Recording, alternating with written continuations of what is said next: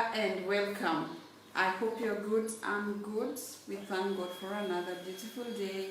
I hope you are good and grateful for this day. We thank God for the day.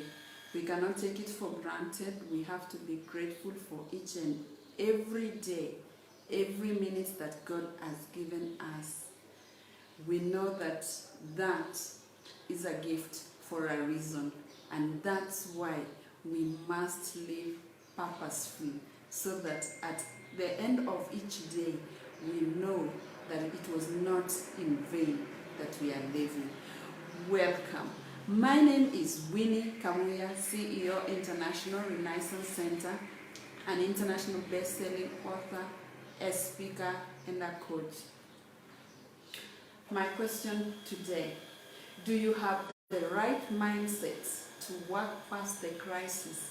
I'm asking this because you know already where you are. Yesterday we spoke about knowing your starting point, because you need to go past this crisis. If you're going to go through this crisis, then you have to prepare yourself for the next season. To prepare for the next season, you need to be aware where you are. So if we are starting from where you are, now we are clear that you are at this point. Now we need to find ourselves to the next point. We need to work towards our desired destination, where we see ourselves, where we want to be. We can't do that if we don't have a plan. We must have a plan. For us to have a plan, we also need to know that we have a clear mindset that helps us to get there. So what is your mindset? Are you flooded with the news? And I'm telling you, the news are coming in and fast and furious. They are not good. So what is your mindset around such news? What will you do to protect your mindset? I don't know what you are doing, but I know one thing: the news will not stop tomorrow or now. They will still come, and you're going to hear. And I'm not saying stop listening to them, because you need also to be aware. But how do you become aware and still keep moving? Because you need a strategy around that. You need a mindset that will help you really work on your motivation to keep you going. Because with the kind of news coming in, it's very easy for you to decide, you know what, let me just sleep, let me just give up, let me not even bother. After all, why am I doing this? Is it necessary? Do I have to do it? As you think about that, let me give you some pointers and something that can help you to stay positive during these tough times, and to help you so that you can keep focused and moving, because you are clear that you really want to be in a different place in the next few months, and you need a strategy to keep your mindset protected or safe. Number one, don't put your head in the sand. You know, when they say you're putting their head in the sand, I know the ostrich does that. When things are thick, he puts his head in the sand and assumes, because my head is inside the sand, definitely whatever is chasing me, whatever danger I'm facing, it can't get to me. After all, I'm inside the sand. And if that is your strategy, I'm sorry to let you know that the rest of the body is outside the sand. So you've got to get really a strategy that works. Be aware of what's going on. You need to remain aware what is going on. But then, if you're going to stay aware, are you going to just sit there and be watching the news 24 hours? What do you need to do? My next thing is to remind yourself that this too shall pass. The Bible, if you read the Bible like myself, says there's seasons for everything. And everything that has a beginning must have an end. Keep reminding yourself that these two shall come to pass. Every time you face that challenge, remind yourself that these two shall come to pass, because it shall come to pass. And it must come to an end. That is something, an assurance we have from our Creator, that that which has a beginning must have an end. Number 3, make a plan, and that's what we are working on right now. We are working on a plan to ensure that your next destination is different from where you are today. And if you are having that plan, you are putting things in place. You are asking yourself, what am I missing? What do I need to get where I want to be? Let me show you something that I was forced to do. I was working on a plan. When I was streaming some few weeks ago, it was really hard for me to stream from the computer. I'm not sure what was happening. I think they were changing some regulations, or they were changing some setup in the like streaming from the laptop. It was really challenging for me, and I was getting a bit frustrated because I was wondering, now what do I need to do? So I decided, the good thing is I'm surrounded by people, because sometimes people will see where you are lacking and they will help you to find a way out. So I'll talk about that in a few minutes. So I got myself something. My son helped me to connect with an external mic. So you can see I was setting myself up. I didn't know this moment would come, that I will need that mic to use. So my son helped me to get that. So I had an external mic to help me with the sound, because I was doing all the best I could with my streaming. The sound was bad or no sound. I was feeling frustrated, and I was wondering, am I moving in the right direction? How will I get to my destination at this cost? Yeah, I know somebody saying, what did you say? So I had to get myself that. Don't worry about my water, it stays near. So I had to get some external mic that would help me with my streaming, so that it make my work much easier. So I got that, and now I had to learn how to use. And guess what? You know, children learn faster than us, adjust faster than us. So when it came, what my son did, this is how it tricked me. He set it up, tested, and ensured it was working. He put it back in the box, and he left it for me. And when I came in the evening from work and I said, please help me set up, my son looked at me and decides, Mommy, can you read English? Yes. Okay, help yourself. Now, imagine that. That's my 19-year-old son. I said, okay, fine. I said, okay, I don't think there's anything that can be so hard. If this boy can set it up and I can't see a manual there, it has to be something very easy to do. So I need to give myself time to stop fearing, because one of the hindrances we have when we have a plan is the fear of unknown. So, number 4, think about the things you are grateful for. I'm grateful each day as you just see the sun rise, as you see the sun set. Just be grateful for that. You have a family around, you have friends around, you have a roof over your head, you have food, and those reasons for you to be grateful, be grateful. Be grateful. Each day, be grateful. There's a reason why that day was given to you. Just be grateful. Just be grateful. Reach out for support. This is a time that you cannot sit and say it is well by yourself. Okay, it could be well by yourself, but what about the people around you? Please check on them. Ask them how they are. You'll be surprised they needed to hear your voice Even though you assume they didn't need that, check on them. Let them know that you care for them, because it is so human for you to want to reach out. It is also very human for you to need that. So if somebody else is looking for that, and by good chance you ask them how they are, and they tell you that they are fine and they were hoping somebody would talk to them, you've really made their day. So don't take it for granted.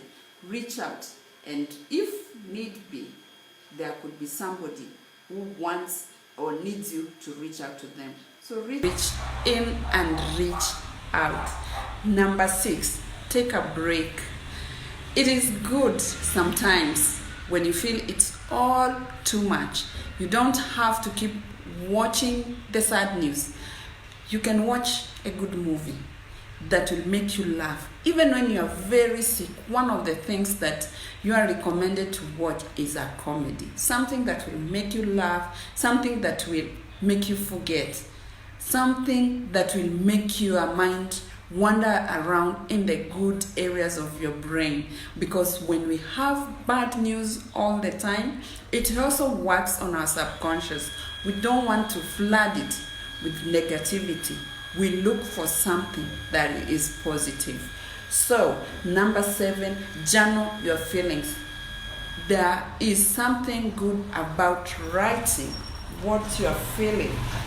Sometimes, when you write what you are feeling, you could be surprised that when you write down, actually, you begin to ask your questions like, is it true?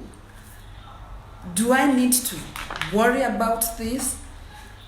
Do I need to keep focused on this, or do I need to move forward? Because I need my life moving on. And when you write, remember, when you write down and you start to question yourself, you'll start to heal yourself. I know one person who used to write a lot was my dad. My late dad had a habit of writing, always writing. And because of his writing, he had good memories of things. And I guess from his writing that one of my sons adopted that. And I see it is really, really good, because when you write, you can always reflect back at some point. And when you reflect back, you'll be surprised that what you were afraid. I actually saw something today. Yesterday, somebody sent a very nice thing that said we are living in historical times at the moment, and we should take note of these things, and we should actually note what's happening. Take photos of where you are at this moment, because in years to come, you will look back and you'll be wondering, seriously, it happened at this time? And you will not have the detail of that time. Capture that, and as you grow older, these are some of the things that you'll be able to share with others, as they will have missed this time. And whatever you'll be telling them will be news. And so, when it is news and you have it somewhere, then it will really make a big difference, because you'll tell them, we were here during this time, this is what happened, and we were able to go through this tough time. So you too, whatever you are going through, you can go through. And number 8, focus on things that you can control. That has been said many times, and I want to repeat again. Focus on the things you can control.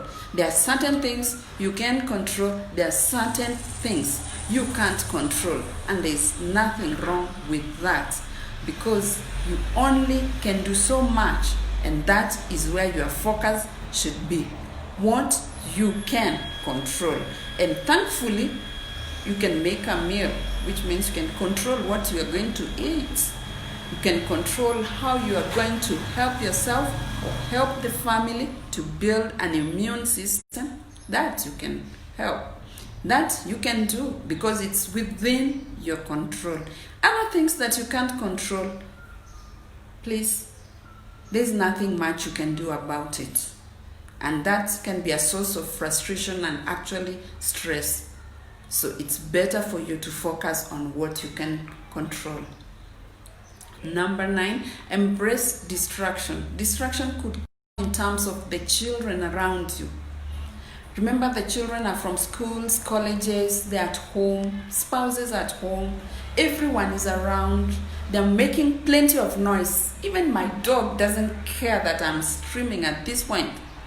Every time he hears I'm streaming, he's there barking and making a lot of noise, like, you are making noise and I'm the boss of this environment. And I say to myself, yeah, I recognize you're the boss. So you too, embrace the distractions because you need them for your sanity anyway, because that keeps you reminding you are still human. And because you are human, all these things have to coexist with you. And it's the minute you appreciate everything around you and things that must exist around or where you are, then you begin to appreciate you are human. I know with those 9 things, you are going to be successful in terms of being able to have the right mindset and knowing that you can still plan with the right mindset despite everything. Let me repeat the list again. So you can stay positive, you can have the right mindset during this crisis, and I have given you 9 things that could help you, that will help you to stay positive. Number 1, don't put your head in the sand. Number 2, remind yourself every single day that this too shall pass. Number 3, make a plan, and that's what we are doing right now, making a plan. You know where we are, we know where we need to be, but before we start moving, do we have the right mindset? So we need to have the right mindset. How do you balance that right mindset in the midst of this crisis that are driving everybody and pushing everybody to the edge? Yes. So think about things you're grateful for. I'm sure you're grateful for the day.